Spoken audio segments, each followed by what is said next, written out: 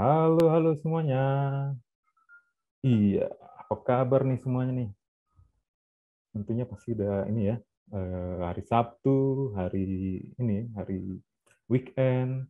Siapa tadi yang pagi-pagi berolahraga nih? Ayo, ada nggak? Iya, pasti ada yang ini hari Sabtu ini pasti pada ngumpul-ngumpul nih bersama keluarga, bersama teman, sanak saudara. Oke, selamat pagi teman-teman semua, sobat sahabat Wahana Visi Indonesia dimanapun berada ya. Assalamualaikum warahmatullahi wabarakatuh. Salam sejahtera, salam sehat buat kita semua. Di sini ada sahabat WVI, ada rekan-rekan dan supporter dari Gerakan Kesehatan Ibu dan Anak, juga para ibu, para ayah, pegiat kesehatan ibu dan anak, dan lain-lain. Nah, perkenalkan saya Dr. Ahmad Willy.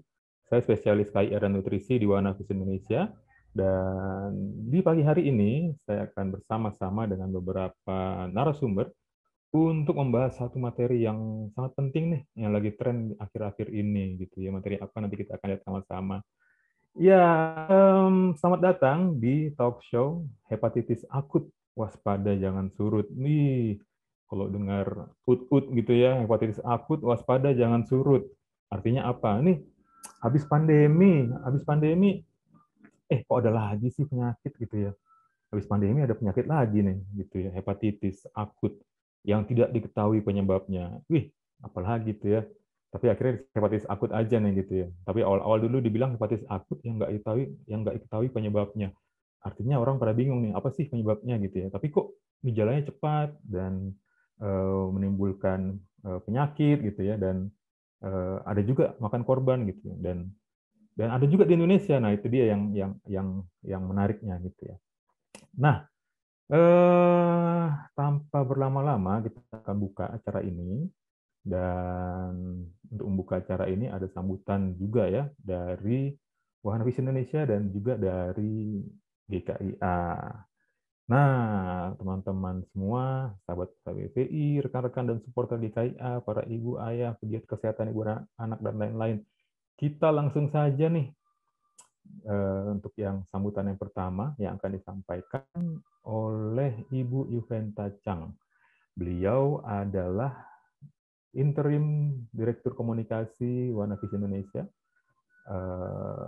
Kepada Ibu Yuventa Chang, Kak, saya persilakan. Terima kasih Dr. Willy untuk pembukaannya ya. Assalamualaikum warahmatullahi wabarakatuh. Salam sejahtera bagi kita semua. Shalom. Om Swastiastu, Namo Buddhaya, salam kebajikan. Selamat pagi saya ucapkan untuk Bapak Ibu, saudara-saudari sekalian. Sekali lagi saya mengucapkan ya selamat datang dalam talk show hepatitis akut. Waspada jangan surut ya. Saya suka banget nih sama judulnya ya karena benar-benar ear catchy banget gitu. Saya berterima kasih dan mengapresiasi untuk Bapak Ibu dan saudara-saudari yang sudah menyempatkan waktunya untuk bersama-sama belajar ya di Sabtu pagi-pagi ini guna pastinya untuk melindungi anak-anak kita dari penyakit hepatitis akut. Pertama-tama saya mungkin ingin mengucapkan dulu ya selamat pagi dan selamat datang kepada Ibu Nia Umar selaku perwakilan Presidium GKIA. Selamat pagi Ibu. Terus juga kepada para narasumber kita pagi ini yang pastinya akan banyak memberikan informasi berharga ya untuk kita. Ada Dr. Siti Nadia Tarmizi, MFID dari Sekretaris Direktorat Jenderal Kesehatan Masyarakat Kementerian Kesehatan Republik Indonesia. Selamat datang Ibu. Terus kemudian Dr. Presilia Regina juga selaku dokter anak. Saya yakin sekali ya narasumber kita pastinya akan memberikan banyak informasi yang berguna untuk kita. Dan pastinya saya juga mengucapkan terima kasih untuk Dr. Willy sebagai health specialist Wahana Visi Indonesia yang akan menjadi moderator kita dalam acara pagi ini ya.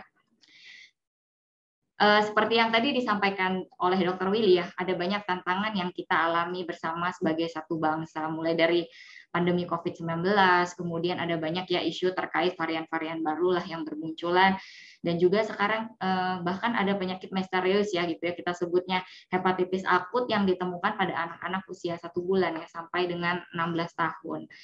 Nah, kita Wahana Visi Indonesia atau yang biasa disebut dengan WVI sebagai organisasi kemanusiaan Kristen yang fokus terhadap anak tanpa membedakan suku, agama, ras, dan gender. Tentunya kami memiliki perhatian khusus ya terhadap peristiwa ini. Meresponi kasus penyebaran hepatitis tersebut, kami melakukan beberapa aksi preventif dengan mengedukasi masyarakat dampingan di 15 provinsi di Indonesia terkait bagaimana mencegah penularan dan langkah penting penanganan hepatitis akut ini. Jadi kami merancang materi komunikasi informasi dan edukasi yang digital berupa infografis yang kemudian kami bagikan kepada para kader untuk dapat disampaikan kepada masyarakat. Selain itu pastinya melalui beberapa program kesehatan kami, salah satunya adalah program pemberian makan bayi dan anak atau yang kita biasa sebut dengan PMBA ya. Orang tua juga kita ajak belajar untuk bagaimana sih menyiapkan menu keluarga yang bergizi serta bisa menjaga kebersihan dan keamanan pangan. Kita juga mendorong masyarakat untuk tidak lagi mempraktekkan buang air besar sembarangan, pastinya terus mempraktekkan perilaku hidup bersih dan sehat, dan melakukan pengamanan air minum dan makanan rumah tangga melalui program sanitasi total berbasis masyarakat atau yang biasa disingkat dengan STBM. Dan tentu saja pastinya melalui event-event virtual seperti yang kita lakukan sekarang. Kami berharap pastinya dari Wahana Visi Indonesia acara kita pagi ini bisa menjadi wadah ya, di mana kita bisa saling berdiskusi, bertukar pikiran, dan pastinya harapan kami juga ini bisa membantu para orang tua maupun juga seluruh pribadi-pribadi yang peduli terhadap kesehatan masyarakat dan anak untuk bisa memiliki pengetahuan yang benar ya dalam menanggapi hepatitis ini. Kami percaya dengan diskusi dan kita belajar bersama pagi ini kita akan semakin kaya dan pastinya nanti semakin kuat ya sebagai satu bangsa. Tidak berlama-lama, selamat menikmati acara pagi ini dan selamat belajar untuk semuanya. Wassalamualaikum warahmatullahi wabarakatuh. Om Shanti, Shanti Om, Namo Buddhaya. Terima kasih. Terima kasih Bu Yuventa Chang, Direktur Komunikasi Wahana Visi Indonesia, untuk sambutannya. Memang banyak sekali yang sudah dikerjakan oleh Wahana Visi Indonesia ya, terutama kalau hal-hal yang terkait dengan anak. Sebagai organisasi yang peduli anak, tentunya Wahana Visi Indonesia ikut tergerak untuk membuat supaya anak-anak Indonesia semakin sehat. Oke, nah berikutnya ini ada tokoh yang sudah sangat dikenal di dunia maya maupun di dunia perasian. Iya. Saya langsung sapa saja nih Mbak Nia Umar. Halo, Dokter Willy, Nia apa Umar. kabar? Iya, Sehat-sehat. sehat. MKM IBCLC. Ini kalau membacakan ininya Mbak Nia nih, teman-teman yang belum tahu, IBCLC adalah sertifikasi untuk konsultan laktasi menyusui ya. Jadi Mbak Nia ini udah tadi udah nggak asing lagi di dunia perasian, terutama buat para ibu nih. Jangan lupa di follow ya di @niati.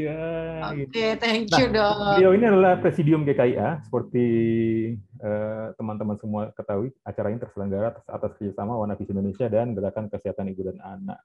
Nah, silakan Mbak Nia sambutannya. Assalamualaikum warahmatullahi wabarakatuh. Salam sejahtera, Om Swastiastu, Namo Buddhaya, salam kebajikan dan salam sehat selalu buat kita semua. Sungguh hari Sabtu yang luar biasa produktif ya. Ini kita Sabtu-Sabtu malah ikut webinar yang topiknya seru banget. Yang pasti topiknya ini hangat di kalangan para orang tua. Karena memang lagi muncul lagi nih ada penyakit baru yang lagi rame dibahas di banyak media tentang hepatitis akut. Nah ini apa nih? Nah untungnya WVI, Wahana Visi Indonesia bersama GKIA gerak cepat langsung mengangkat topik ini dengan menghadirkan narasumber-narasumber yang kredibel tentunya.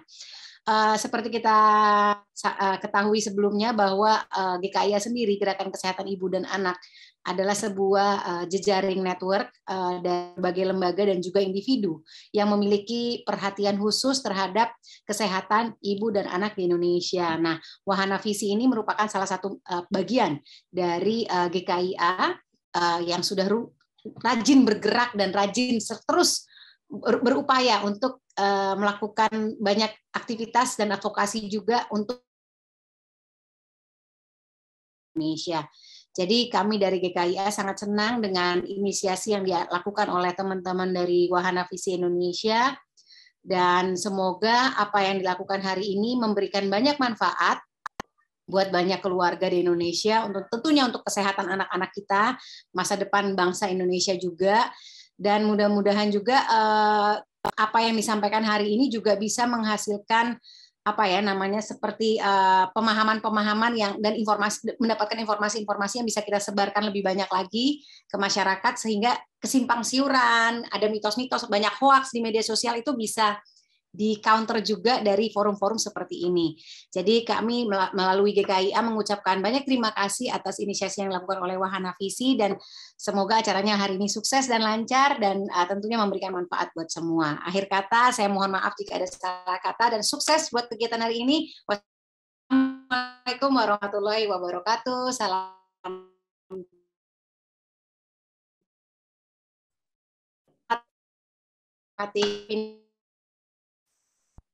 Iya, terima kasih Mbak Nia untuk sambutannya ya. Memang Wahana Visi Indonesia sebagai bagian dari GKIA merasa harus ikut nih ambil bagian dalam setiap upaya-upaya menyehatkan anak Indonesia. Thank you sekali lagi Mbak Nia, sukses selalu nih dalam dunia perasian yang penuh tantangan ini. Iya. Dan semua sahabat WVI, sahabat GKIA, para ibu, para ayah, siapa lagi ya, para ibu, para ayah, para om, para tante gitu, atau becoming ibu, becoming ayah, dan semua yang ikut pada pagi hari ini ya, yang bersama-sama kita di talk show ini. Nah, saat ini sudah hadir nih bersama kita dua narasumber yang sangat kompeten di bidangnya. Nah, kita akan membahas soal hepatitis akut yang awalnya itu dibilang hepatitis akut yang tidak diketahui penyebabnya. Nah, bagaimana nanti tanda-tanda penyakit ini menyerang anak-anak kita? Bagaimana sih kok penyakit ini bisa membahayakan hidup anak-anak kita dan apa yang kita sebagai orang tua atau saudara ataupun siapapun kita ya dalam peran kita masing-masing masyarakat bisa mengambil peran untuk melindungi anak-anak di wilayah kita. Nah, hari ini kita akan belajar langsung nih dari narasumber kita. Tanpa berlama-lama lagi, saya akan perkenalkan narasumber kita di pagi hari ini. Yang pertama adalah Dr. Siti Nadia Tarmizi, Magister Epidemiologi. Halo, Ibu Dokter. Halo, halo. Halo Ibu Nadia. Dokter Nadia, apakah sudah join bersama kita di pagi hari ini?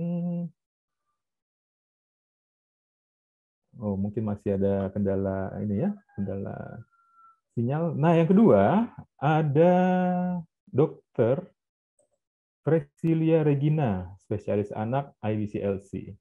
Halo, selamat pagi, Dokter. Selamat pagi, Dokter Willy. Apa kabarnya nih? Sehat-sehat Kabar baik. selalu. Selamat pagi, teman-teman semua. Assalamualaikum warahmatullahi wabarakatuh. Salam sejahtera buat kita semua. Iya. Untuk peserta Wahana Visi, teman-teman dari GKIA, seluruh panitia, terima kasih undangannya. Sangat terhormat diundang oleh Wahana Visi Indonesia. Sama-sama, Dokter. Nah, Dokter Presilia Regina, ini teman-teman semua, sahabat WPI, sahabat GKIA semua dimanapun Anda berada. Beliau adalah dokter spesialis anak lulusan Universitas Samratulangi. Beliau bekerja di Limijati Hospital, dan juga beliau mengajar juga di FK Universitas Kristen Maranatha. Dan seperti gelarnya IBCLC, beliau juga adalah konsultan laktasi dan juga konsultan baby wearing. Jadi beliau punya school, ada mengajar juga di konsultan baby wearing, konsultan of baby wearing ya. Dan beliau dapat di-follow juga di akun Instagramnya @presilia. Nah, silakan nih buat teman-teman yang mau dapat update-update maupun hal-hal terkait dengan kesehatan anak, juga kesehatan ibu juga ya. Dan atau terkait dengan menyusui juga, sama seperti tadi Mbak Nia juga ya. Nah, silakan follow di Instagramnya. Satu lagi, Dokter Siti Nadia Tarmizi, Magister Epidemiologi. Halo dokter, apakah sinyalnya sudah membaikkah, Dokter Nadia? Halo dok.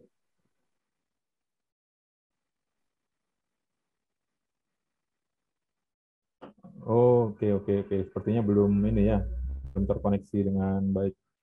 Ya, kita memahami kesibukan Bu Nadia ya. Beliau saat ini menjabat sebagai Sekretaris Direktorat Jenderal Kesehatan Masyarakat. Beliau juga dulu, kalau teman-teman lihat, sering muncul di TV ya, di televisi, sebagai juru bicara COVID-19. Gitu. Pernah juga menjabat sebagai Direktur Pencegahan dan Pengendalian Penyakit Menular Kementerian Kesehatan Republik Indonesia.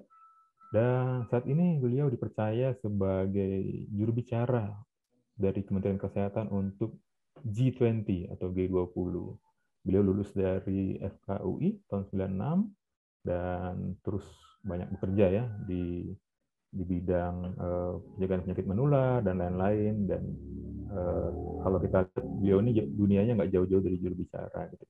Nah, berharap nanti Ibu Dr. Nadia bisa mendapatkan sinyal yang baik dan kita bisa saling berdiskusi, saling berdialog, bertanya dan lain-lain bersama dengan Bu Nadia dan juga Dr. Priscilia Regina di pagi hari ini. Nah, sebelum kita mulai talk show kita, bincang-bincang kita di pagi hari ini, saya mau mengingatkan kepada teman-teman semua, sahabat WVI, sahabat GKIA, supporter GKIA, ibu, ayah, dan lain-lain, semua yang hadir pada pagi hari ini, nanti untuk memanfaatkan fitur Q&A. Jadi kalau teman-teman lihat di bagian bawah itu ada Q&A, fitur Q&A yang bisa teman-teman gunakan untuk menaruh pertanyaan-pertanyaan yang ingin teman-teman sampaikan. Nanti akan ada tim yang akan menyaring pertanyaan itu, dan apa yang bisa dijawab langsung akan kita jawab langsung. Nah, jangan menaruh pertanyaan di kolom chat, karena mungkin nanti akan tertimpa atau tersundul gitu istilahnya ya, oleh pertanyaan-pertanyaan atau statement-statement lain yang ada di kolom chat. Nah, oke. Bicara soal hepatitis akut nih, Dr. Priscilia. Kenapa sih ini kayak bahaya gitu ya? Orang bilang tuh hepatitis tuh berarti sakit hati dong gitu ya, Dr. Priscilia ya. Sakit hati, padahal orang bilang lebih baik sakit gigi daripada sakit hati. Ada lagunya lah gitu. Gimana tuh Dr. Priscilia? Halo Bu, Dr. Nadia sudah bergabung nih sama kita. Selamat pagi Dok.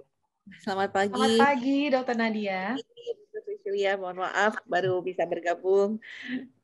Saya lanjutkan dulu deh Dr. Priscilia, perkenalan Dr. Nadia nih, soalnya beliau nih, mantap sekali ya. Lanjut aja nih Dr. Priscilia. Nih, Dr. Nadia saya dengar-dengar sempat viral nih Dok. Viral apa ya? Viral dulu katanya ya, ada nih pemimpin partai politik di Malaysia, dia bilang, saya ini bingung dengan kondisi Indonesia kok cepet banget gitu ya mengatasi pandemi ini gitu ya. Dia bilang begitu tuh, kata si pemimpin partai Aksi Demokratik Malaysia, Lim Kit Siang. Ini siapa juga saya nggak pernah lihat orangnya. Cuman dia bilang nih, jadi heboh di Twitter kan, di viral kan, dia bilang kenapa Indonesia kok hebat banget sih gitu ya. Nah, situ Ibu Nadia tampil tuh, Dr. Nadia bilang, itu karena kan ada kebijakan PPKM dan lain-lain, dan juga dukungan segenap masyarakat Indonesia. Itu gimana sih ceritanya, Dr. Nadia? Boleh nggak sedikit kah? Ya, saya rasa ya mengenai bagaimana Indonesia menghadapi atau ya setidaknya mengendalikan pandemi ya, karena saat ini kalau kita lihat suasana sudah oke banget ya, sudah masyarakat melakukan berbagai aktivitas, juga kemudian sekolah juga sudah full PTM ya, walaupun beberapa minggu ini mulai agak ramai dibicarakan, kasus mulai naik, tapi sebenarnya kasus tersebut masih dalam batas yang bisa kita kendalikan. Nah, tentunya berbagai upaya pengendalian pandemi yang kita lakukan ini nggak ada, tentunya nggak akan berhasil kalau tidak semua masyarakat, semua komunitas, termasuk juga saya ingat berapa kali saya hadir di sini, Dr. Ahmad, bersama teman-teman WVI, bahkan WVI juga membantu dalam hal mendelivery program vaksinasi ya pada daerah-daerah yang sangat terpencil, bahkan yang sangat sulit gitu. Nah, itu semua kerja kita semua. Jadi karena semangat gotong royong, semangat tentunya kekompakan, dan biasanya kan karena orang Indonesia itu nggak bisa lihat saudaranya susah ya, jadi selalu punya keinginan membantu. Nah, itulah yang mungkin menyebabkan kita juga kalau dibandingkan negara-negara lain ya lebih cepat penanganan pandeminya. Lebih cepat pulih ya Bu ya. Iya. Betul. Semoga ini lagi ya, saya kalau di TV ini makin ini nih B berapa nih? B4 kah? B4, B5 ya di Iya. negara-negara lain menjadi penyebab. Jadi memang kan virus COVID itu kan virus sifatnya mRNA ya, yang memang dia kerjaannya tuh mutasi terus gitu ya kan gitu. Jadi karena dia kalau penyakitnya mungkin seperti disebabkan ya bukan virusnya mRNA, dia nggak mutasi terus. Kalau kita lihat sekarang dari virus Wuhan sampai sekarang varian Omikron ya, padahal sebenarnya kan Omikron sendiri adalah varian dari COVID-19. Nah, si Omikron itu punya cucunya lagi, BA4, BA5. Luar biasa ya. Jadi. Luar biasa sekali memang. Terima kasih Bu Nadia untuk penjelasan tambahan tentang COVID. Walaupun sebenarnya hari ini kita membahasnya hepatitis akut ya, yang nggak kita penyebabnya, tapi betul. tetap aja menarik. Karena memang ada juga sih tapi nanti kita bahas ya, ada yang mengkait-kaitkan juga penyakit ini dengan ini habis COVID nih, jangan yang pernah kena COVID kena ini gitu ya, tapi nanti kita bahas. Itu kan bagian dari hoax juga yang harus kita tangani. Lah, kembali ke Dr. Vesilia, hepatitis akut nih dok. Hepatitis akut, apa sih sebenarnya akut kronis? Kalau masyarakat awam kan kayaknya belum terlalu paham nih. Apa sih itu dok Vesilia? Kalau hepatitis akut itu artinya dia mendadak ya. Kalau kronis itu kan sudah lama gitu. Jadi orang tersebut sudah diketahui kena hepatitis untuk jangka waktu lama. Kalau akut tuh ya tiba-tiba gitu. Jadinya dia sehat. Kemudian ada peradangan hati. Gitu sih kurang lebih antara akut dan kronis sih nggak usah ngafalin banget. Karena bukan ujian ya, Dokter Willy. Jadi kalau dia terjadinya mendadak, tiba-tiba, nah itu kita bilang hepatitis akut. Nah, problemnya kenapa sih hepatitis akut ini bisa viral? Karena belum ketahuan penyebabnya apa. Jadi masih penasaran gitu kalau kita nggak ketemu. Ini apa sih? Jadi semua orang masih penasaran mencari. Ini apa gitu. Kalau corona kan udah ketahuan ya COVID gitu ya. Virusnya tuh COVID. Nah, kalau ini dicari ini bukan, dicari itu bukan, ini bukan. Jadi masih kecurigaan, belum ditemukan penyebab pastinya apa. Nah, kalau kita di kedokteran ya, Dokter Nadia, kalau belum tahu penyebabnya apa, ya selanjutnya bagaimana mengantisipasi dan mencegahnya ya masih meraba-raba juga karena kita belum tahu pasti penyebabnya apa. Iya ya. Kita ingat dulu ya, ada istilah demam yang tidak diketahui penyebabnya, FUO gitu ya, Fever of Unknown Origin. Nah sekarang nih, tapi nggak jadi HUO ya, Hepatitis of Unknown Origin, tapi hepatitis akut gitu ya. Nah ngomong-ngomong soal hepatitis akut ini, kok bisa bahaya sih ini, Dokter Nadia, Mbak Dokter Nadia? Kenapa sih kita harus aware gitu? Kenapa sih harus apa sih bahayanya gitu? Kan awal-awal kan cuma di luar negeri tuh. Di Indonesia kayak gimana sih, Dokter Nadia? Apa emang mengkhawatirkan kah atau seperti apa? Ya, jadi kalau kita ngobrol-ngobrol nih ya tentang hepatitis akut ini ya, memang tadi Dr. Vesilia sudah sampaikan sebenarnya hepatitis akut ini kan suatu yang sebenarnya kita kenal. Saya boleh share sedikit screen boleh ya? Boleh. Ya? Silakan. Oke, boleh ya. Biar enak nih kebetulan udah disiapin teman-teman juga, jadi saya jadi oke. Nanti mungkin ditambahin ya dok gitu karena kalau bicara ini. Nah jadi sebenarnya kan buat teman-teman semua nih ya, namanya hepatitis. Hepar itu bahasa kedokterannya lah ya, dari hati gitu ya. Itis meradang ya, jadi radang hati. Nah penyebabnya itu bisa macam-macam seperti ini nih, yang di sebelah ini ada obat-obatan juga. Nah tapi yang paling banyak oleh virus hepatitis. Nah kita udah kenal nih ada 5 setidaknya jenis virus hepatitis. Nah terus kita tahu nih hepatitis yang kita ketahui 2 cara menularnya, melalui fekal oral atau yang dikenal dengan melalui makanan ya terutama, dan ada melalui parenteral atau melalui darah. Nah, jadi kalau kita lihat sebenarnya dampak yang berat itulah hepatitis B, C, D ini karena biasanya dia menyebabkan kejadian yang kronik. Nah, ini mungkin kita lihat aja di sini ya. Beberapa nih jenisnya, mungkin nanti Dr. Priscilla bisa menambahkan nih. Kalau hepatitis A itu dia masuknya melalui mulut ya, dari tentunya makanan biasanya, dan menular melalui BAB kita gitu. Biasanya karena makanan yang tidak bersih, pengolahannya ya, kemudian memang ada virusnya tadi yang ada di dalam saluran cerna kita, kemudian bisa menular kepada orang lain.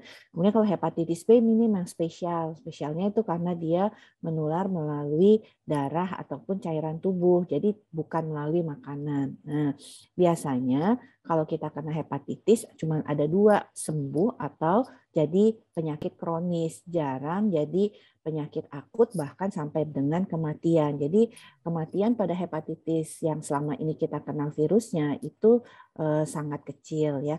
Nah, kemudian kenapa kok jadi menjadi kewaspadaan kita?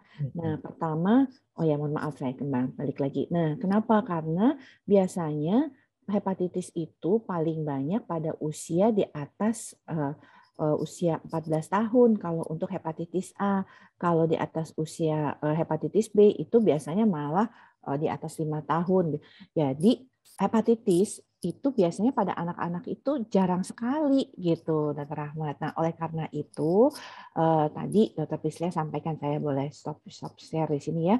Pertama, mengapa jadi kewaspadaan kita pada waktu WHO mengumumkan adanya penyakit hepatitis yang belum diketahui penyebabnya, waktu itu kita mau mudik bareng-bareng. Nah, kalau masih ingat ya Dr. Rahmat ya, kita mudik bareng-bareng. Waktu itu betul pertama kali mudik setelah 2 tahun nggak mudik karena pandemi ya. Jadi diperkirakan lebih dari 70 juta orang akan mudik. Nah, biasanya kalau mudik itu kan kita kan suka makan tentunya di warung ya, kemudian tentunya biasanya ada makan bersama dengan keluarga besar. Kalau di kampung, bahkan kalau mudik kemarin setelah Lebaran kan sering halal bihalal bersama. Nah, itu yang kita waspadai. Kok ada penyakit hepatitis baru menyerang anak-anak, tapi kemudian kita belum tahu nih penyebabnya apa, menularnya pakai apa, pakai makanan kah, atau pakai tadi sempat disampaikan Dr. Rahmat, apa karena COVID ya gitu ya kan. Nah, jadi karena merupakan bagian dari kewaspadaan, itulah kemudian kita mengumumkan kepada masyarakat, yuk selain COVID-19 yang belum selesai, hepatitis ini juga menjadi kewaspadaan kita bersama. Nah, kalau kita lihat di global itu saat ini sudah ada 33 negara ya yang melaporkan adanya hepatitis ini gitu. Dan 33 negara, tapi masih banyak kan COVID ya gitu ya.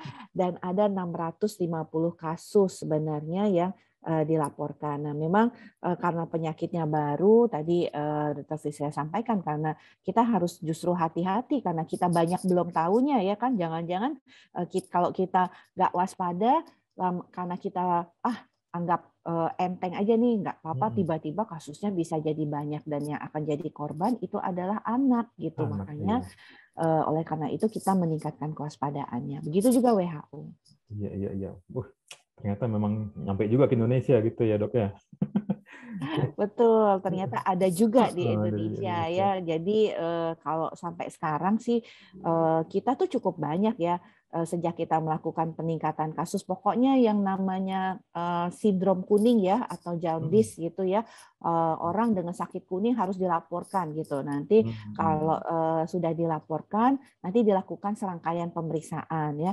Jadi kalau kita lihat Indonesia sendiri sebenarnya sudah ada 67 kasus dugaan hepatitis akut yang dilaporkan dari 20 provinsi loh, ya kan, seperti itu. Nah, ya betul. Jadi sudah ada nih, mungkin saya boleh share juga ya provinsinya boleh, mana aja. Jadi udah 20 provinsi nih yang sudah melaporkan nih adanya kasus dugaan hepatitis akut nih. Ya. Nah, ya, dari ujung barat sampai ke timur nih.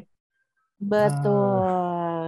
Ya, Iya, jadi memang mereka melaporkan dulu, pokoknya orang dengan sakit kuning lapor dulu ke puskesmas, nanti puskesmas lakukan penyelidikan epidemiologi ya atau kontak investigasi lah yang kalau masyarakat kenal ya. Kemudian apakah kasus kuning ini betul-betul hepatitis atau enggak. Jadi ada 67 kasus di mana, nah 13 ini yang probable ya. Probable itu artinya kemungkinan besar dia hepatitis akut gitu. Kok namanya probable bukan hepatitis akut ya, karena memang tadi untuk menyatakan hepatitis akut itu kita belum tahu, bahkan WHO sendiri juga sampai saat ini confirm ya, atau kasus hepatitis yang konfirmasi itu menurut definisi WHO pun belum ada, Dr. Rahmat dan teman-teman sekalian. Ya. Iya betul, karena belum tahu sampai saat ini penyebabnya tuh masih dicari-cari, diduga-duga gitu ya. Jadi kita sudah melaporkan nih ada 13 kasus probable. Mungkin mohon maaf ini mungkin saya bolak-balik. Nah, jadi ini nih definisinya. Jadi kita di sini. Jadi yang confirm itu sampai sekarang WHO mengatakan belum tersedia gitu. Loh, kok belum tersedia? Karena belum tahu penyebabnya apa. Jadi WHO pun nggak berani ya bilang itu confirm gitu ya. Iya, betul. Betul. Makanya sampai sekarang masih dibilang hepatitis akut misterius ya, Dr. Frisia ya. Jadi ini definisinya dan kita ini sudah melaporkan ada 13 dari kasus yang tadi ini ya, kita bisa lihat laporannya di WHO ya. Bahwa dari 13 yang kasus probable, kemungkinan besar dia adalah memenuhi kriteria hepatitis akut misterius, itu di Indonesia melaporkan ada 13 ya. Kemudian 67 yang diduga. Nah, 40 itu ternyata bukan gitu. Yang 14 masih dibahas oleh para ahli nih karena masih belum. Nah, ini yang 40 yang bukan termasuk hepatitis akut karena ketahuan ya penyebabnya ini gitu. Walaupun gejalanya kuning gitu ya, ada ternyata demam berdarah. Demam berdarah lagi naik ya Dr. Rahmat ya saat ini ya. Mulai naik ya kasusnya ya, kemarin kita harus waspada juga. Jadi kayaknya setelah COVID ini banyak yang balik nih penyakitnya ya. Iya nih kayaknya gitu. Begitu. Nah, gitu, terima kasih loh Dok Nadia. Nah, Dokter Versilia, ini mungkin ada juga moms di sini nih, moms, dads, ibu-ibu, dan mungkin baru kali ini ya, mungkin sudah sering dengar hepatitis, tapi mungkin nggak tahu gejala-gejala umumnya tuh apa sih, di mana sih, kapan sih kita harus khawatir, Dokter Versilia, anak kita pas ada timbul gejala apakah gitu ya, yang kita harus segera konsul cepat nih, gerak cepat gitu loh. Iya, kemarin tuh sempat juga beberapa orang karena waktu pas heboh banget sebelum Lebaran gitu ya, pada pulang, begitu anaknya ada demam, mual muntah, langsung mereka panik ya, langsung mikir, waduh jangan-jangan nih hepatitis nih, jangan-jangan hepatitis nih, begitu. Karena kan yang salah satu gejalanya tuh ya adanya demam, adanya mual muntah gitu. Jadi ya kita sebenarnya harus mengerti kalau peradangan hati itu gejalanya apa sih yang membedakan peradangan hati dengan misalnya gangguan cuman kayak diare biasa gitu ya. Jadi yang pasti membedakannya adalah kalau dia ada demam, terus mual muntah, kemudian yang perlu dikonfirm itu buang air kecil dan buang air besarnya. Itu yang perlu dilihat oleh orang tua. Kalau buang air kecilnya berwarnanya kecoklatan, hampir seperti teh, nah itu langsung dibawa ke rumah sakit ya secepatnya. Karena penyakit lain tidak menyebabkan buang air kecilnya warnanya seperti teh. Kemudian buang air besarnya berwarnanya seperti dempul gitu. Jadi agak keputihan ya.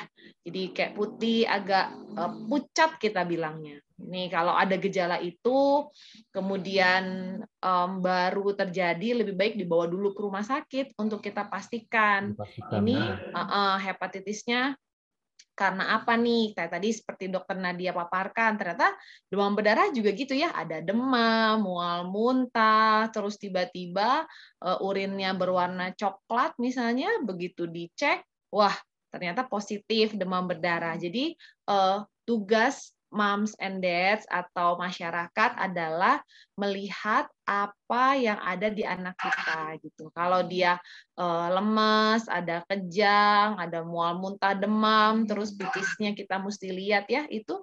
Kalau pipisnya memang berwarnanya kuning tua, hampir seperti teh, atau dia buang air besarnya seperti dempul, nggak usah mikir-mikir, langsung dibawa aja. Langsung dibawa aja gitu ya. Biarkan tim dokter dan rumah sakit yang menentukan apakah ini kasus yang tadi hepatitis akut penyebabnya lain atau yang tadi dokter Nadia sampaikan masih probable case gitu ya. Itu biarkan kita yang mencari tahu karena kita mesti periksa ini, periksa itu. Wah, panjang sekali rangkaian pemeriksaannya ya dokter Nadia ya untuk memastikan gitu ya, Ibu-ibu ya.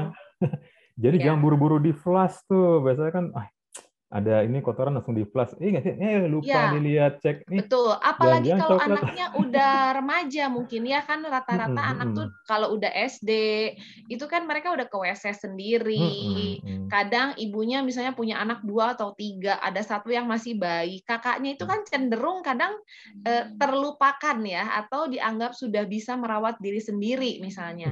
Jadi dia kalau ada demam-demam kadang dia nggak ngomong ke orang tuanya. Dia cuma biasa nggak enak badan misalnya kayak gitu.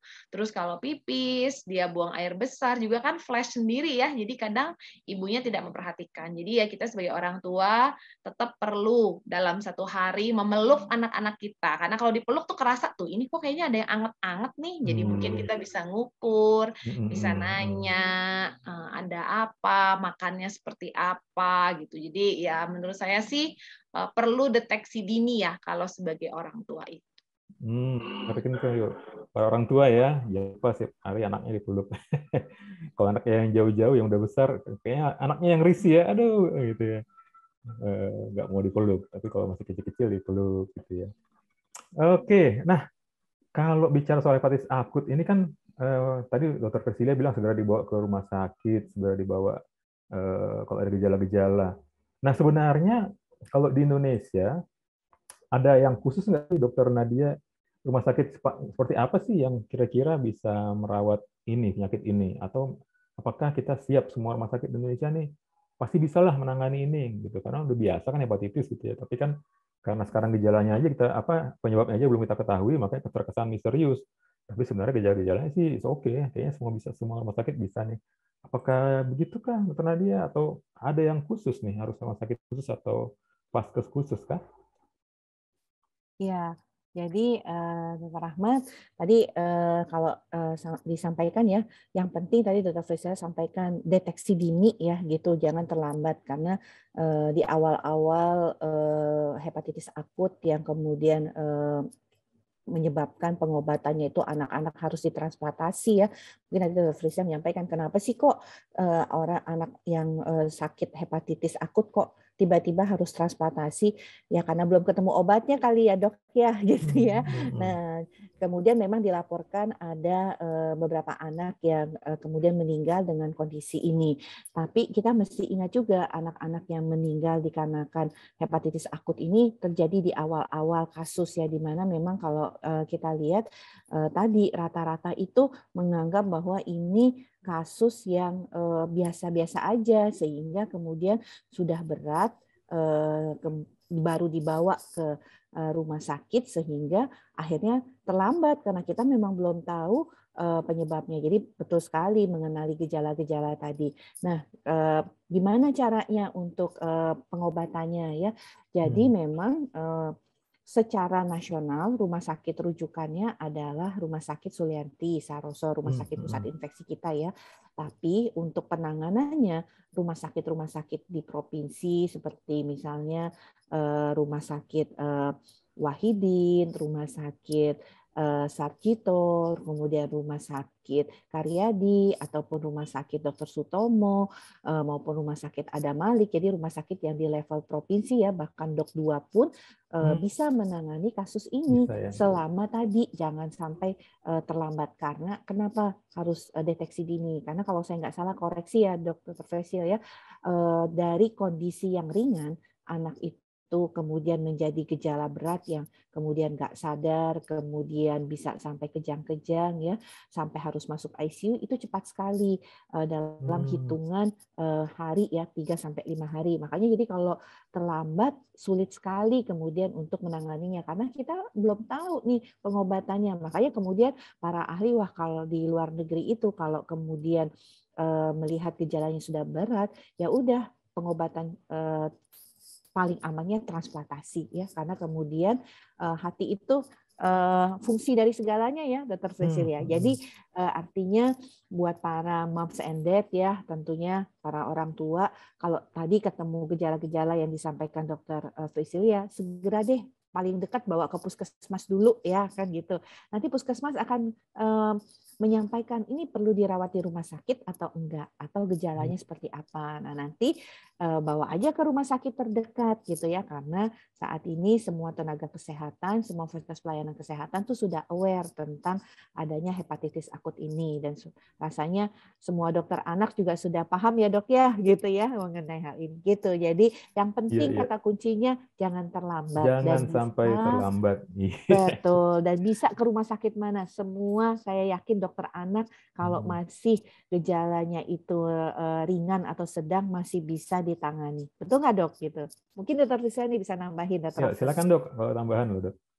Iya betul.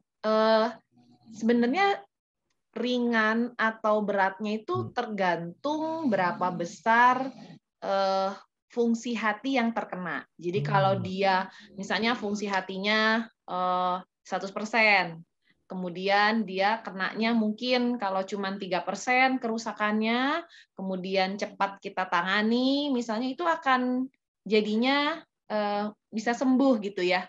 Tapi kalau dia sudah berlama-lama ya kerusakan hatinya banyak, misalnya lebih dari 50%, di mana fungsi hati itu ya tadi untuk membuang segala macam racun tubuh ya, sehingga kalau hatinya rusak berarti racunnya di dalam tubuh ya tadi bisa kejang-kejang, penurunan kesadaran, jadi kuning. Nah itu yang kita bilang menyebabkan kematian.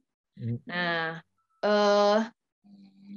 biarkan dokter yang memeriksa, karena kita nggak bisa cuman berdasarkan kuning lalu menyebutkan ini, oh ini pasti penyebabnya apa, tidak, tapi kita perlu pemeriksaan laboratorium. Nah pemeriksaan laboratorium itu yang tadi kita bilang dari puskesmas dulu nggak apa-apa, nanti kan akan dirujuk ke jenjang yang secepatnya tertangani gitu. Jadi dari kita sih sebenarnya dari Ikatan Dokter Anak Indonesia juga sudah langsung ya begitu ada kasus tuh langsung wah seluruh anggotanya kayaknya langsung dihimbau, iya waspada, langsung keluar anjuran dari IDAI untuk seluruh anggotanya. Jadi kita lebih meningkatkan awareness dan mengingatkan kembali untuk pencegahan dan deteksi dini, itu yang paling penting. Maksudnya bicara soal pencegahan dok, ya sebaiknya jangan sampai sakit gitu.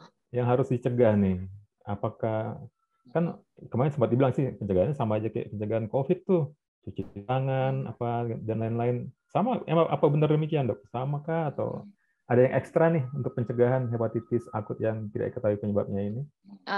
Jadi tadi mungkin Dr. Nadia juga bisa menambahkan dari beberapa, tadi saya sudah lihat slide-nya ya. Jadi kecurigaan penyebab dari virus hepatitis akut misterius ini apa sih?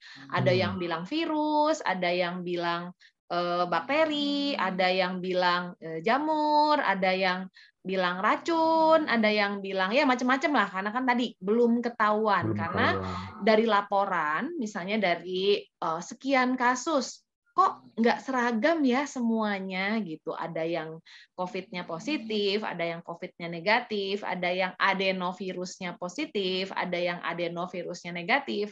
Sehingga kita belum pasti nih, cuman kebanyakan kasus ya di atas 50% itu pasca coronavirus atau ada deteksi virus COVID-nya, kemudian ada adenovirusnya. Nah, jadi karena itu yang ditemukan banyak pada sekian persen kasus, lebih dari 50% kasus, maka pencegahannya ya pencegahan terhadap COVID dan adenovirus. Gitu, Dokter.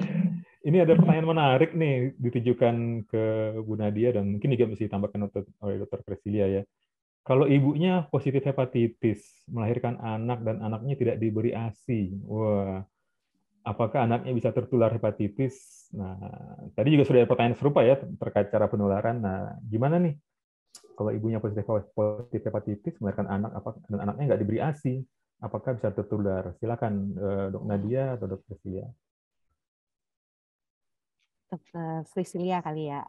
Silakan Silakan, Dok. silakan, Dok. Boleh, Ini boleh. soalnya.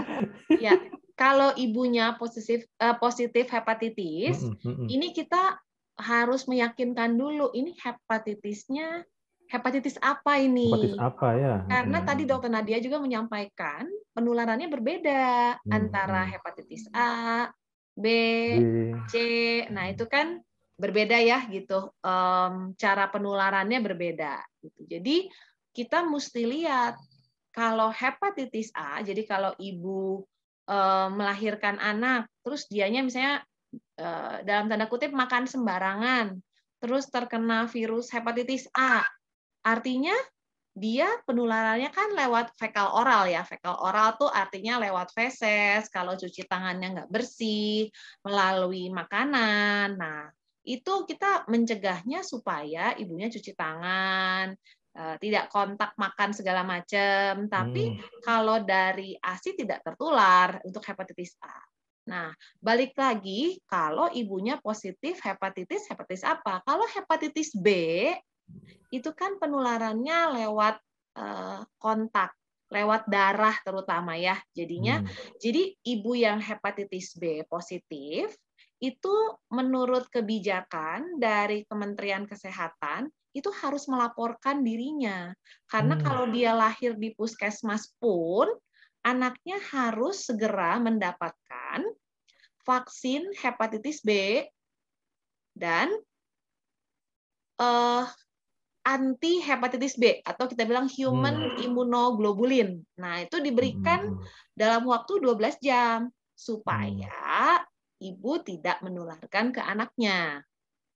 Jadi harus dipastikan dulu ibunya hepatitis itu hepatitis apa. Jadi ada yang kalau hepatitis B dan hepatitis C selama ibunya sudah divaksin hepatitis B, kemudian bayinya sudah divaksin hepatitis B, kemudian diberikan human immunoglobulin, kemudian diajari menyusu ke ibunya, bayinya dengan posisi dan perlekatan yang benar sehingga tidak terjadi puting lecet, luka pada puting. Itu penelitian membuktikan bayinya banyak yang tidak tertular hepatitis B. Oke. Ya, gitu, Dr. Willy. Jadi so far aman ya untuk ibu menyusui ya? Iya, betul. Asal kita memastikan dulu ini ibunya hepatitis apa nih, itu yang harus kita pastikan terlebih dahulu. Gitu. Kalau hepatitis akut yang saat ini lagi rame nih, ini lebih dekat ke mana sih ininya apa? Kiblatnya apanya? A, B, C atau apa ya dok ya? Ini lebih dekat kemana nih dari cara penularan, dari cara gejalanya atau keparahannya, atau belum juga kita bisa pastikan kan? Justru mereka bilangnya non A B C D E. Waduh. Jadi tidak ada satupun yang memenuhi kriteria itu gitu, dan ya, pemeriksaan laboratoriumnya diperiksa hepatitis B, hepatitis A, hepatitis C, D, E, tidak ada satupun yang menunjukkan semuanya positif. Jadi justru negatif terhadap hepatitis A, B, C, D, E itu baru kita sebut probable case.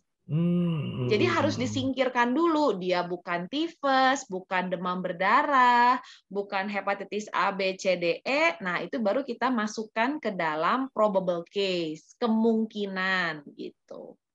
Nah, sekalian menjawab hoax yang tadi tuh yang terkait dengan COVID-19 itu gimana tuh Bu Nadia? Itu benar apa enggak tuh? Kita ragu-ragu juga ya, berarti benar nih. Dia dulu anak ini habis kena COVID, sekarang jadi malah kayaknya jangan-jangan habis kena COVID jadi lemah badannya, jadi gampang kena atau seperti apa sih Bu Nadia? Ini hoax-nya cukup kental juga di masyarakat ya. Iya, betul. Jadi karena misterius kali ya Dr. Ahmad ya, Dr. Priscilia. Jadi kita ini banyak bertanya-tanya, ini apa sih penyebabnya nih, kok nggak ketemu-ketemu udah dari bulan Mei diumumkan sampai sekarang nih belum ketemu. Coba lihat kan, berarti memang begitu sulitnya. Nah, kalau penyakit-penyakit lain itu kita nyari virusnya, kalau di hepatitis akut ini justru pokoknya penyakit yang bukan positif hepatitis, bukan positif dengan penyakit-penyakit seperti tadi yang udah diketahui penyebabnya, seperti demam berdarah, tifoid, ataupun penyakit lainnya. Makanya baru dia masuk sebagai kategori hepatitis akut ya. Jadi makanya tuh Pak Dr. Frisya sampaikan pemeriksaannya tuh banyak banget karena justru yang sudah diketahui harus diperiksa. Kalau dia kemudian tidak positif, barulah dia dikatakan sebagai masuk ke dalam hepatitis akut tadi ya. Nah, jadi memang kalau kita ngobrol-ngobrol nih ya, pertama tadi ditanyain paling dekat kemana? Emang nggak pada paling dekat yang mana? Karena kita tadi yang ada, ya.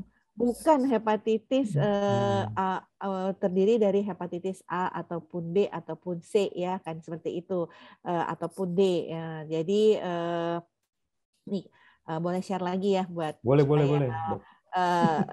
ini ya. Nah ini mungkin tadi saya sudah di slide saya sampaikan virus non hepatitis A sampai E. Jadi nggak ada dekat-dekatnya tuh Dokter Rahmat ya.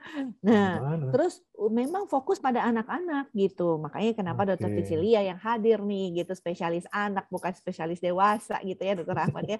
Karena memang biasanya hepatitis itu pada orang dewasa. Loh, kok ini munculnya banyak pada anak-anak. Gitu ya? Terus iya betul dan terus bukan yang hepatitis kita kenal gitu. Nah, terus tadi akhirnya karena biasanya kalau misterius tuh memang gampang jadi hoax ya Dokter Rahmat ya. Nah akibatnya itu banyak banget. Nah ini mohon maaf nih slide-nya bahasa Inggris ya dari karena negara yang pertama kali melaporkan itu kan negara Inggris dan Irlandia ya yang pertama kali. Ya. Nah jadi banyak banget nih hipotesis atau dugaan-dugaannya karena nyari-nyari nih gitu ya. Pertama kenapa sih muncul dugaan ini? Karena waktu diperiksa-periksa itu ya ketemu macam-macam virus gitu kan. Yang penting dia bukan hepatitis A sampai E gitu. Nah, jadi ketemu macam-macam virus. Terus dari tadi ada 650 kasus yang dilaporkan, dicoba yang paling banyak dan paling mungkin penyebabnya atau apa aja. Ternyata banyak banget gitu. Pertama, ada yang mengatakan bisa karena virus adenovirus yang selama ini karena apa virus adenovirus yang selama ini menularkan kepada kita karena sebenarnya adenovirus itu adalah salah satu virus yang menyebabkan munculnya infeksi yang terutama sebagai muncul dengan gejala saluran cerna. Karena tadi nih Dr. Frisya sampaikan ya gejala-gejalanya mual, muntah, demam, tapi kemudian menyerang hati. Adenovirus juga bisa menyerang hati seperti itu, tapi sangat jarang ya dok ya sebenarnya dia lebih pada saluran cerna. Tapi pas waktu diperiksa dengan pemeriksaan laboratorium, ketemu nih adenovirus, bukan virus-virus lainnya. Nah, jadi satu curiga. Kemudian kemungkinan ini kayaknya adenovirus yang jenis baru atau varian baru ya sama seperti COVID kan ada varian-variannya ya Delta, Beta, Omikron, bahkan ada subvarian tadi saya sampaikan BA1, BA2, bahkan kan Omikron ada yang misterius juga ya. Son of Omikron katanya gitu masyarakat mengatakan waktu itu ya, jadi luar biasa. Nah, bisa juga dikatakan ada yang karena pasca tertular COVID-19. Jadi post infeksi dari ada sindrom seperti itu. Tapi bisa juga karena adanya keracunan obat ataupun juga paparan lingkungan. Nah, kemudian ada pemikiran waktu itu di Inggris apa ini karena virus varian daripada COVID-19 yang baru ya seperti itu. Nah, ada juga tuh yang seperti itu. Nah, ya. Nah, jadi terus mungkin ini hasil pemeriksaannya tuh. Jadi setelah kita periksa-periksa tuh ini gitu. Nah, di Indonesia tuh nggak ada tuh yang adenovirus. Mungkin masih ingat ya Dr. Rahmat waktu itu sempat disampaikan hepatitis akut ini gara-gara vaksin COVID-19 karena vaksin COVID-19 ada yang pakai adenovirus ya karena seperti AstraZeneca atau kemudian satu lagi itu vaksin saya sampai lupa Johnson & Johnson itu pakai adenovirus kan gitu ya. Tapi itu adenovirus tuh banyak banget variannya. Dia punya sampai 93 dan yang dipilih untuk menggunakan atau digunakan di dalam vaksinasi itu yang paling aman ya. Jadi pertama dia beda ya, adenovirus yang ditemukan di Inggris itu dengan adenovirus yang digunakan di vaksin, karena kan nggak mungkin ya Mas Rahmat ya, kan AstraZeneca itu kan hasil daripada penemuan negara Inggris ya, dia udah pasti tahu dong, pasti nggak akan menggunakan jenis adenovirus yang membahayakan ya kan, itu satu. Kemudian pasca long COVID katanya situ, ini juga masih kita periksa ya. Jadi di Indonesia kita lihat ya bahwa pemeriksaan itu seperti ini, virus-virus lainnya dicari ya, seperti sitomegalovirus, kemudian Epstein-Barr virus ya, kemudian herpes virus dan macam-macam nih, bahkan ada enterovirus nih ya, seperti itu juga, dari yang dikatakan kasus probable. Nah, WHO sendiri itu, mohon maaf saya jadi bolak-balik slide-nya ya. WHO sendiri itu memantau ini nih, apakah dia positif COVID enggak ya kan, dan apakah dia adenovirus tipe 41 begitu ya kan, ini dipantau dan dilaporkan nih oleh negara-negara untuk lihat nih apakah ini ada hubungannya sama COVID-19 dan apakah hubungan dengan adenovirus. Iya, jadi memang banyak sekali hoax-hoax ya, dan tidak ada, jadi sekali lagi ya kami sampaikan bahwa tidak ada hubungannya nih antara satu vaksin COVID-19. Jadi yuk sekarang nih kita mau menuju endemi, belum selesai, betul. Yang belum booster nih, yang belum booster. Nah, booster kita belum sampai 70% ya. Betul, baru 42 juta nih yang dapat vaksin ya, booster. Vaksinnya banyak loh di puskesmas, di mana-mana ada gitu. Bahkan ke mall pun sekarang bisa register langsung ya. Vaksin ya. Betul, gitu. Betul. Nah, makanya ragu-ragu ya, sahabat-sahabat. Jangan ragu-ragu. Dan lain-lain. Betul. Iya, baik sekali penjelasan dari Dr. Nadia ya. Jadi jangan dikaitkan lagi dengan COVID, apalagi dengan vaksin gitu ya, teman-teman semua. Dan jangan ragu, ini badai COVID masih ada gitu ya. Jadi jangan lengah gitu ya, walaupun sudah ada kebijakan open mask gitu ya, buka masker di tempat terbuka, bukan berarti langsung udah buka masker nih. Semua tempat terbuka, jadi dibuka masker semua tuh, di pasar, di mana masih padat gitu ya populasinya. Oke, ada pertanyaan juga tadi terkait gejala kan nih anak semua nih. Orang dewasa mungkin nggak ya? Tadi sudah dijawab juga. Kalau mungkin kalau orang dewasa bukan ini namanya ya, mungkin hepatitis yang tadi A, B, C, D, atau ya. Tapi silakan kalau Dokter Fresilia ada tambahan kan untuk atau Dokter Nadia ya. Orang dewasa bisa juga kena nggak sih gitu dari penyakit hepatitis akut yang tidak diketahui penyebabnya ini? Silakan. Saya bantu jawab kali ya. Boleh. Di salah satu kriteria tadi yang Dokter Nadia tampilkan itu kan umur ya? Ada yang confirm, ada yang probable, ada yang pending, sama yang ada epilink. Nah, jadi kalau itu kan rata-rata di bawah 16 tahun ya. Jadi kalau orang dewasa bisa apa enggak nih terkena? Nah, jawabannya sih sebenarnya kalau semua yang kontak, semua usia yang kontak dengan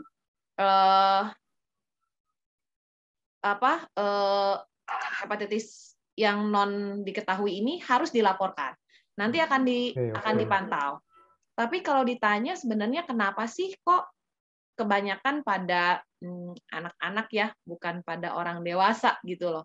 Kalau dari pemaparan yang saya baca dari laporan yang di Inggris itu, karena yang mereka bilang sebenarnya kalau untuk adenovirus itu sebenarnya pada anak, remaja, dan dewasa, mereka sudah mempunyai antibodi dan sel-sel T limfosit yang bekerja lebih baik dalam melawan virus tersebut.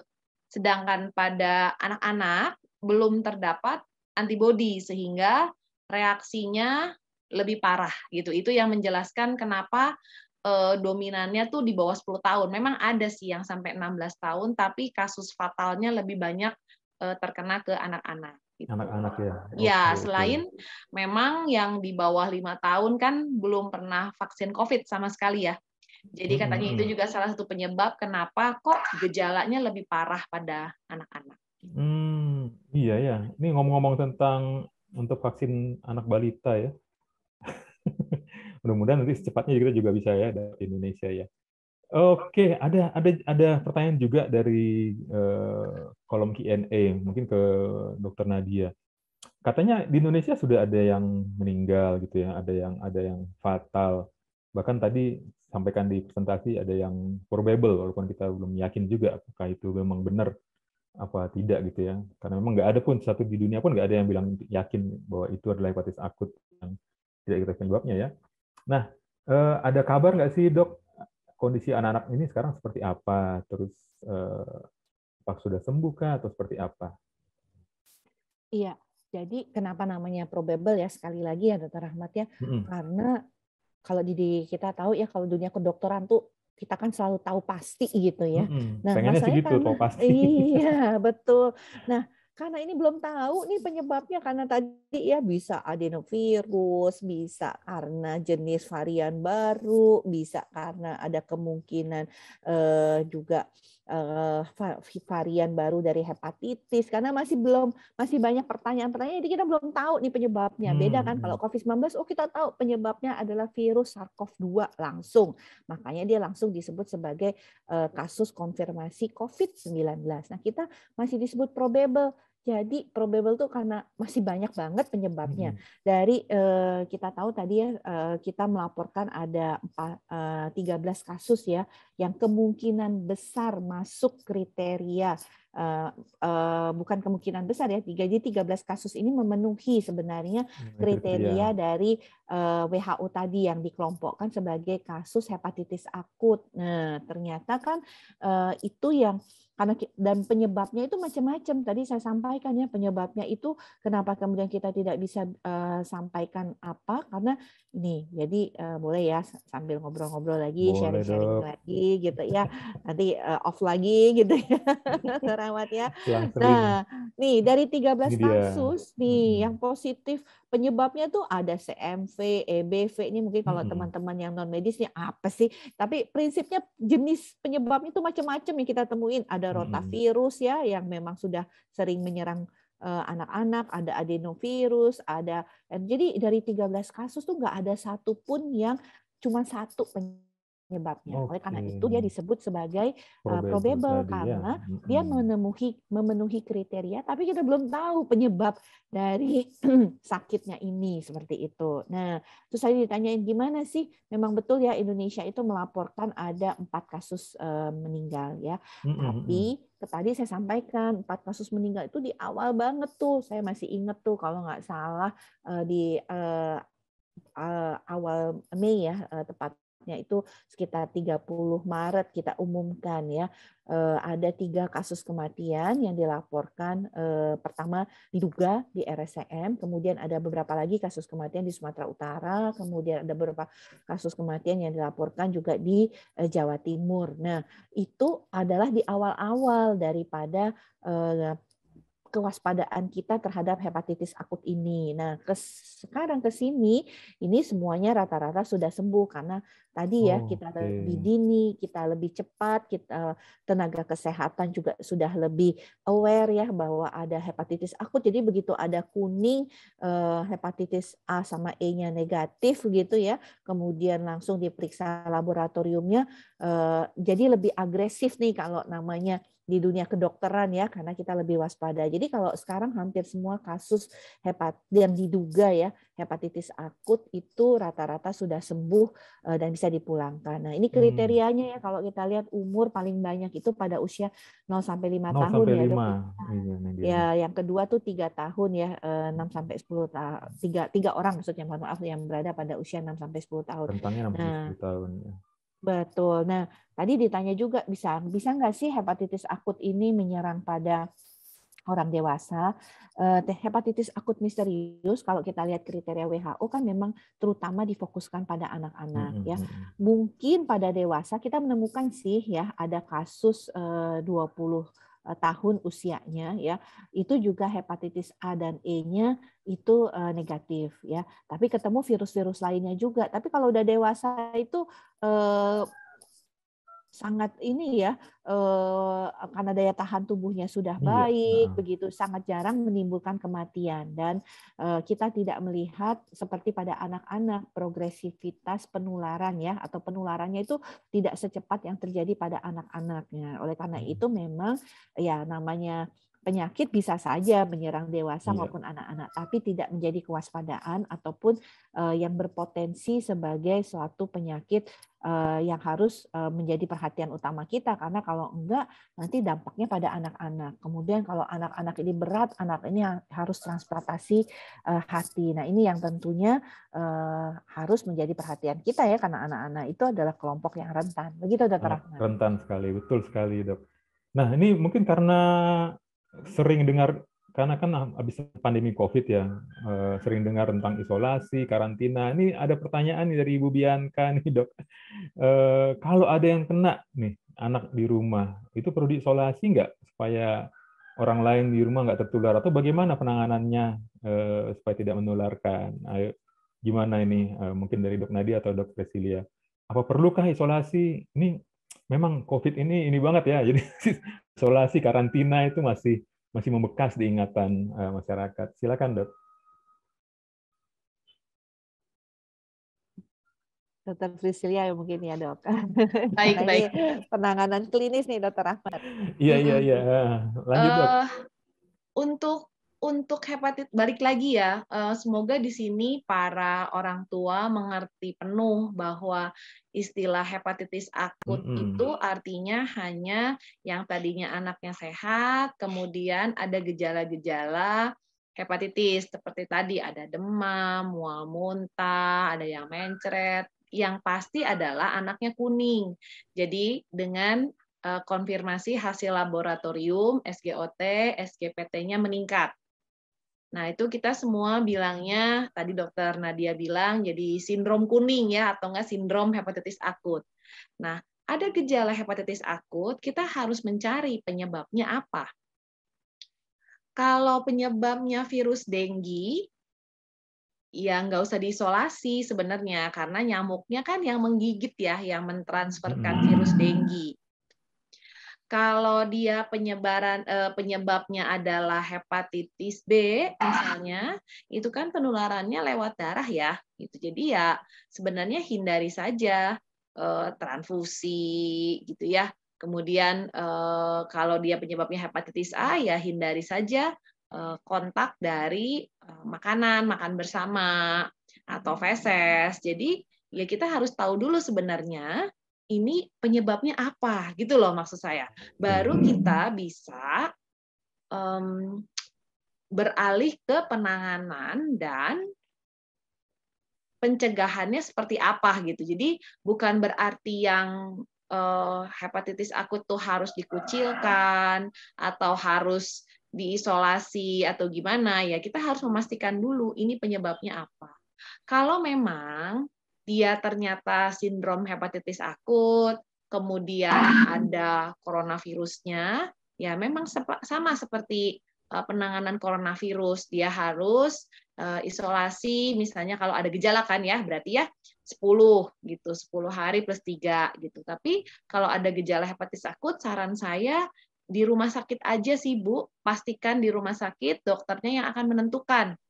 Gitu. Dan semua yang pernah kontak itu kalau curiga memang hepatitis akut pasti akan diobservasi juga, akan dipantau juga apakah memang ini tertular atau tidak. Gitu. Jadi ya balik lagi harus diketahui dulu ini kira-kira penyebabnya apa, baru bisa kita tentukan langkah berikutnya, apakah ini bisa rawat jalan, apakah perlu rawat inap, apakah perlu ruang isolasi khusus, bagaimana dengan orang-orang di rumahnya, gitu ya. Itu harus ditentukan dulu penyebab hepatitis akutnya apa. Jadi bukan berarti langsung paranoid ya, langsung kita singkirkan dan segala macam, tidak juga.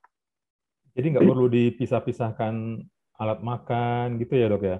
Kan ada Tergantung beberapa orang Dokter tua Willy. tuh Kalau khawatir dia banget hepatitis A harus pisah.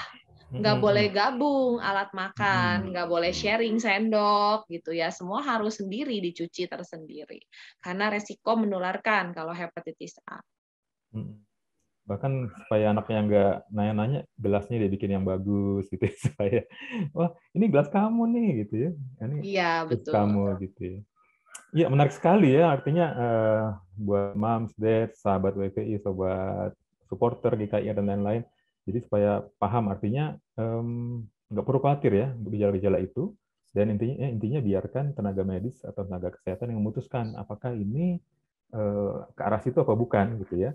Dan jangan khawatir, sampai sekarang juga belum ada yang tadi dokter Nadia sampaikan juga, belum, kita juga nggak tahu pasti, tapi kita bisa men-treat dan ternyata sembuh semua apa yang sudah di data tadi, gejala-gejala anak-anak yang tadi masuk dalam datanya Kementerian Kesehatan ya. Nah, Dok Nadia, kalau terkait ini nih banyak yang bertanya, dulu kita COVID itu punya hotline tuh terkait dengan apa ya? Oh, ada hotline nih kok mau nanya-nanya apa. Kedepannya untuk hepatitis ini perlu nggak seperti itu, atau belum nih kayaknya Indonesia belum nih, atau gimana Bu Nadia? Dokter Nadia silakan. Iya, jadi levelnya berbeda ya. Kalau COVID itu kan memang pandemi. Tadi kalau kita lihat hepatitis yang probable ini kan hanya 650 kasus loh. Kalau bandingin sama COVID-19 itu jutaan jauh banget, orang iya. ya. Dan yang meninggal itu sekitar hanya 10%-nya ya kalau untuk hepatitis akut. Kalau bandingin sama yang meninggal COVID di awal-awal sebelum ketemu vaksin ya, Dr. Ahmad, itu luar biasa. Makanya WHO menyatakan itu sebagai pandemi. WHO hanya menyatakan hepatitis akut ini sebagai suatu kewaspadaan ya. Jadi memang perlu kita tingkatkan kewaspadaan. Nah, karena itu kenapa harus waspada? Karena tadi untuk mencegah kematian ya. Karena di awal-awal bukan hanya di Indonesia, di negara-negara lain seperti di Inggris juga beberapa kasus itu ada 1-2 kematian ya, walaupun mereka banyak yang transplantasi, tapi artinya mereka belum tahu penyakit apa ini dan ternyata cepat menular ya pada anak-anak ya terutama. Jadi kalau kita mengatakan ini situasinya seperti pandemi ya tidak akan terjadi ya. Kalau kita lihat juga nggak akan jadi pandemi secara global gitu, karena tadi lihat kecepatan penularan dan juga orang yang atau anak yang sakit itu jumlahnya jauh sangat lebih kecil dibandingkan COVID-19. Nah, tapi kalau soal bicara call center ya Kemenkes tetap ada call centernya di Dr. Ahmad ya, di Halo Kemenkes untuk teman-teman menanyakan kalau memang ada hal yang terkait tentang hepatitis akut ini. Tapi IDAI sendiri kan punya beberapa ya, kita bekerja sama juga dengan berbagai tentunya secara ini ya layanan online untuk memberikan informasi seperti pada tentang anak ya, kemudian IDAI sendiri juga punya ya layanan, ingat saya ya Dr. Fisilia ya tentang ini, jadi bisa juga ditanyakan terkait hal-hal seperti ini. Mungkin Dok, saya ingin cuman menambahkan sedikit ya dari penjelasan Dr. Fisilia tadi ya, karena kita tahu kita belum tahu nih penyebabnya seperti apa. Pertanyaannya perlu isolasi nggak ya? Ya isolasinya bukan isolasi kayak isolasi COVID-19 ya, karena kalau isolasi COVID-19 itu kita sendiri, makan sendiri, cuci baju sendiri begitu ya, karena memang penularannya pada waktu itu adalah melalui saluran udara dan sangat cepat ya penularannya itu. Nah, tapi karena kita juga belum tahu nih penyebabnya, karena tadi kan salah satu juga hepatitis akut tadi ditemukan virus adenovirus ya, yang bagian besar, atau juga virus rotavirus yang sebagian besar ini dikatakan riwayatnya menular melalui saluran udara gitu. Tapi kenyataannya juga nggak seheboh COVID-19 ya, Dr. Ahmad ya. Tapi kan namanya karena serba misterius, ingat loh ya, karena serba misterius ini makanya berbagai upaya pencegahan kita lakukan gitu ya kan. Nah, jadi kalau sedikit mungkin saya bolak-balik nih sharing-sharing kali ya. Apa yang kemudian ini tadi sudah ya disebabkan. Jadi yang penting nih buat para orang tua ketahui gejalanya. Kalau tiba-tiba anak kita mual, muntah, diare, jangan udah dikasih obat, kasih aja nih apa sih biasanya kalau orang tua, kasih dia tap aja gitu ya kan, gitu seringkali gitu. Saya jadi nyebutin nama brandingnya. Dikasih aja obat mencret, kita juga hilang sendiri. Terus anaknya nggak diawasi, karena biasanya kalau anak di bawah 5 tahun dia demam tinggi ya Dokter Felicia ya. Biasanya anaknya nggak ngerasa ya, dia tetap main, dia tetap merasa. Makanya orang tua tuh harus lebih memperhatikan kondisi-kondisi, apalagi kalau tiba-tiba mual, muntah ya. Nah, jangan tunggu, ini istilahnya tuh jangan tunggu sampai air kencingnya seperti teh tadi ya. Nunggu dulu nih, enggak kata Bu Bidan, gejala hepatitis akut itu kuning, anak saya belum kuning, ya jangan tunggu sampai kuning baru dibawa ya. Jadi karena biasanya sih cepat sekali ya memang tangan, mata, kulit kita berwarna kuning. Jadi segera bawa sebelum gejala-gejala lanjut ini muncul gitu. Untuk tadi Dr. Felicia sampaikan untuk diperiksa. Nah, karena kita belum tahu nih paling banyak tuh penyakit itu menularnya cuma 2 nih, saluran cerna atau saluran nafas. Paling banyak kan Dokter Rahmat ya, semua penyakit ya Dokter Felicia ya. Kalau melalui darah tuh jarang banget ya. Darah itu kan tadi misalnya dari ibu yang positif ke anaknya itu bisa menular, atau pada orang-orang dengan pengguna narkoba suntik yang pakai jarumnya bareng-bareng gitu. Jadi special case lah ya kalau yang menular melalui darah. Tapi paling banyak penyakit itu melalui udara dan saluran cerna. Makanya 2 hal ini nih yang jadi kemudian kita sampaikan kepada masyarakat supaya masyarakat waspada. Jadi kalau misalnya kita mencegah, ini cara mencegah, atau kalau gimana sih merawat kalau anak kita ternyata hepatitis tapi disuruh untuk tidak usah dirawat di rumah sakit, kita rawat sendiri gitu ya kan. Nah, tapi tadi saya juga agak bertanya-tanya tuh Dokter Rahmat, kalau kita hepatitis akut kita perlu isolasi nggak? Nah, yang nyuruh isolasi siapa? Nah, harus pastikan yang nyuruh isolasi itu harus petugas kesehatan, ya kan? Jadi kalau petugas kesehatan bilangnya dirawat anak kita, ya dirawat. Jangan kita lakukan isolasi karena melakukan isolasi itu nggak nyelesain masalah hepatitis akut gitu ya. Beda dengan COVID ya. Kalau COVID tidak bergejala atau gejala ringan, isolasi sudah bisa kemudian dengan kekebalan tubuh kita, dengan vaksin yang ada di tubuh kita bisa sembuh. Tapi kalau hepatitis jangan. Tapi kalau kemudian kita sebagai orang tua harus merawat anak kita yang hepatitis, ya pastikan ya cuci tangan, tetap pakai masker ya tentunya kan, karena bisa saja jangan sampai kita seringkali mungkin kita merasa bahwa kita tidak ada gejala, tapi tiba-tiba kita bisa aja ya positif COVID ya Dokter Rahmatnya, tapi moga-moga enggak ya. Tapi supaya jangan anak kita udah dapat hepatitis akut ketularan lagi sama kita karena COVID ya. Apalagi COVID sekarang nggak bergejala loh, perlu diingat COVID dengan Omikronnya sekarang cenderung tidak bergejala dan gejalanya itu sangat-sangat ringan, dan orang cenderung cuma merasa batuk pilek bapil tuh biasanya tuh ya, bapil sedikit terus 2-3 hari saya udah sembuh dok gitu. Wah, kita udah curiga nih, ini jangan-jangan COVID nih ya seperti itu. Tapi karena dia udah punya vaksin, dia punya imunitas yang baik, dia cepat sembuh. Nah, makanya kenapa tetap kita yang merawat harus pakai masker begitu. Nah, juga kalau kita mencegah hepatitis akut juga kan, walaupun sangat kecil ya dengan saluran nafas ini, karena sebagian besar dugaannya karena saluran cerna. Nah, termasuk juga tadi tidak menggunakan alat makan yang bersamaan, karena kan penularannya itu karena saluran cerna seperti itu. Jadi isolasi artinya bukan isolasi terus kita nggak pergi kemana-mana. Pasti kalau orang hepatitis akut kayaknya sakitnya lebih berat ya, Dokter Cecilia ya. Mual, muntah nggak enak gitu ya. Pasti kayaknya nggak mungkin deh kita bisa keluar rumah, apalagi anak-anak seperti itu ya. Nah, kalau anak-anak memang harus kita istirahatkan karena biasanya mereka tidak merasa kalau dia tidak sakit ya, seperti itu ya. Maunya main terus gitu dok. Mau main terus, betul. Jadi saya jadinya kita perlu sebagai orang tua memang kalau anak-anak itu harus treatment khusus ya, seperti itu.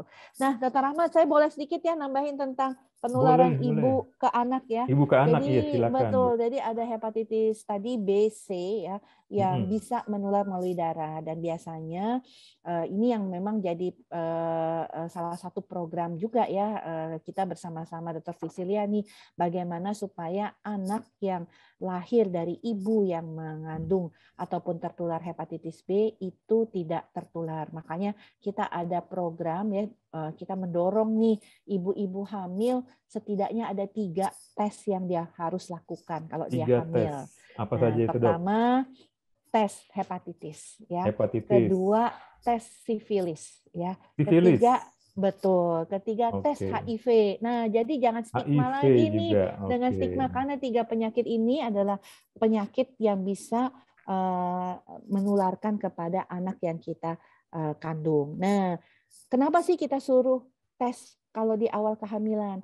Karena masih bisa, kalaupun kita positif dengan 3 penyakit tadi, kita masih bisa cegah untuk anak kita tidak tertular. Jadi sudah ada obatnya, kemudian sudah ada metodenya ya supaya kita pastiin nih anak yang kita kandung itu tidak tertular 3 penyakit ini. Jadi makanya penting banget tes secara cepat, dini, jangan tunggu-tunggu udah hamil gede baru pre-tes gitu. Dari Karena awal ya dok ya. betul, dari awal kehamilan sudah dites supaya nanti dokternya bisa melakukan langkah-langkah pencegahan. Jadi masih bisa dicegah tuh dari ibu yang positif kepada anaknya. Itu programnya tadi ya. Nanti kalau soal ASI tadi udah dibahas tuh sama Dr. Priscilia. Oke. Iya, jadi begitu ya sahabat WPI dan supporter GKIA dan semua yang ada saat ini, jangan lupa kalau lagi mengandung, lagi dalam masa kehamilan, jangan lupa tes tadi, 3 tes tadi, tes hepatitis, sifilis, dan HIV/AIDS.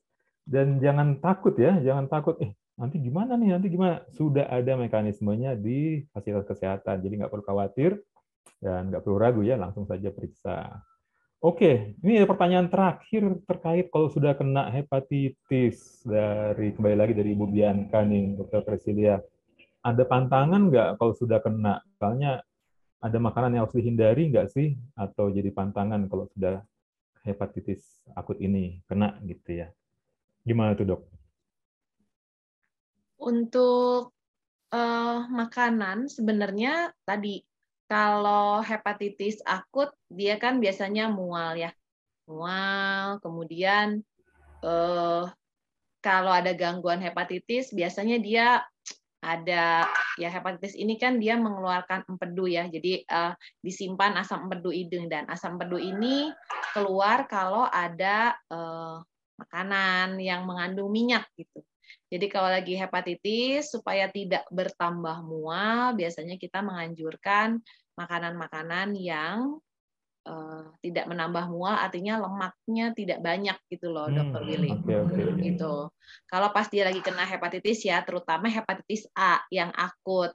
Nah, kalau untuk hepatitis B, hepatitis C, itu sebenarnya tergantung sampai mana kadarnya. Apakah dia hanya hepatitis saja, ataukah memang dia sudah kronik. Kalau kronik itu sudah ada kerusakan hati ya, atau yang kita sebut dengan sirosis hepatis. Nah, itu harus dihitung juga mungkin berapa jumlah protein, albumin, dan segala macam. Jadi ya sebenarnya balik lagi, hepatitis apa yang diderita oleh orang tersebut itu yang penting. Kalau hepatitis karena virus denggi, itu kan tidak ada tidak ada hubungannya dengan makanan ya. Jadi tidak diperberat dengan makanan gitu. Kalau dia hepatitis akut karena tifus kan juga bisa ada hepatitis akut. Nah, makanan yang kita berikan ya rendah serat. Jadi balik lagi harus tahu gitu, jangan semua hepatitis dibabat sama. Hepatitis itu hanya gejala kuning yang disebabkan oleh kelainan hati. Tapi penyebabnya apa? Ya itu punya diet atau makanan-makanan khusus apa yang harus kita jaga untuk macam-macam penyebab dari hepatitis. Itu sih kalau dari saya sebagai klinisi. Dokter Nadia mungkin mau menambahkan? Ya, betul.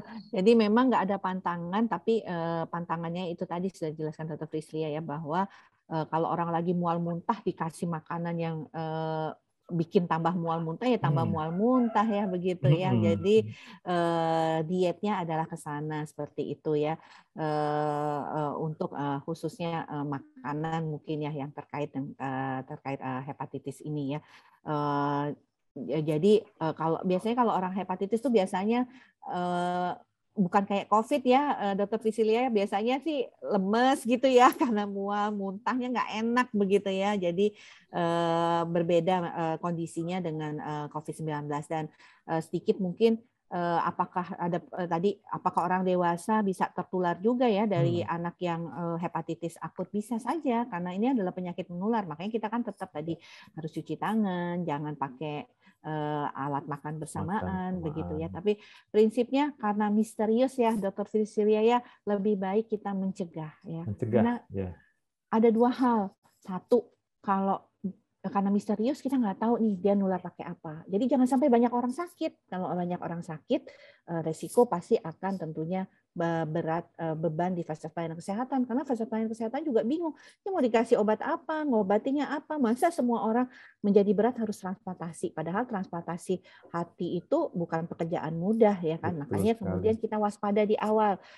Ternyata bisa dicegah. Nah, dicegahnya itu kita bisa lihat ya bahwa banyak hal kalau kita cepat ngobatin maka tidak cepat menular. Nah, walaupun dari kasus-kasus anak yang kita lakukan kontak investigasi, itu penularan dari anak ke orang tuanya itu sangat kecil sekali. Ya. Jadi dari beberapa kasus yang dilaporkan bahwa dia ini adalah kasus hepatitis akut ya dugaannya, ternyata orang tua atau kakaknya gitu ya yang pos kuning ya, setidaknya menjadi kuning itu hampir 90% itu tidak terjadi.